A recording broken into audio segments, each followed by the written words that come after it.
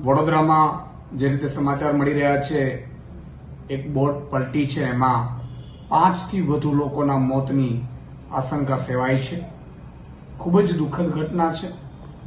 ભગવાન તમામ મૃતકોને શાંતિ અર્પે અને હજુ પણ મોતનો આંકડો વધવાની શક્યતા છે.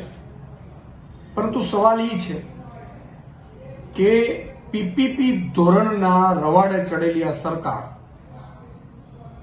આજે જેટલા પણ કોન્ટ્રાક્ટરોને આપી દે છે, પછી એ કોન્ટ્રાક્ટરો લાઈફ જેકેટ વગર પણ બોટિંગ કરાવતા હોય, એના નોર્મ્સ ન પાડતા હોય અને આવું વારંવાર ઘટનાઓ બનતી હોય, ત્યારે આપણા લોકોની જાન જાય છે, આપણા લોકોના જીવ જઈ રહ્યા છે. રાજનીતિની વાત નથી, પરંતુ સૌથી દુઃખદ વાત એ છે કે કેમ કોઈ ધ્યાન નથી દેતું.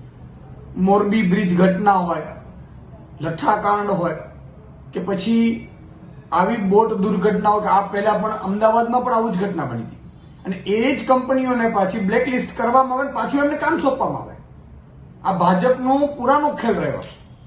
એટલે ખૂબ જ દુઃખ થાય છે કે એક બાજુ આપણા જીવ જઈ રહ્યા છે અને બીજી બાજુ આપણે એક ચિંતાનો વિષય છે.